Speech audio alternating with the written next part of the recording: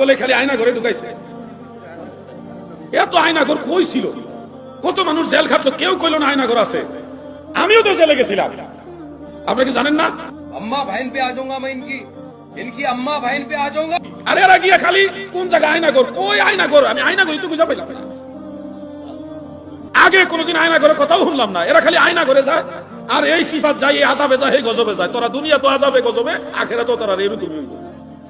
रुको जरा, सबर करो।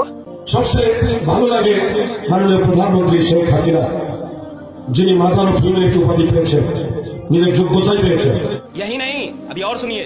বাংলাদেশের ইতিহাসে নয়, সারা পৃথিবীর ইতিহাসে বাংলার 64 জেলায় 560টা মসজিদ একজন ব্যক্তির নির্দেশে হয়েছে, তিনি বঙ্গবন্ধুর জন্য মাননীয় প্রধানমন্ত্রী। এরকম উপমা উদাহরণ আর কোন রাষ্ট্র প্রদান করতে পারে?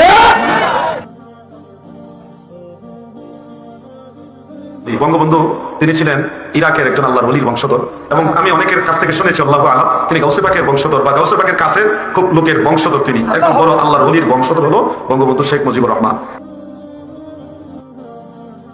হাজার বছরের শ্রেষ্ঠ বাঙালি আমাদের বঙ্গবন্ধু শেখ মুজিবুর রহমান, যিনি ওলি আল্লাহর মাজার জিয়ারত করতেন, শাহজালালের ভক্ত ছিলেন। ঠিক আছে? Voy a la playa, había subido la marea.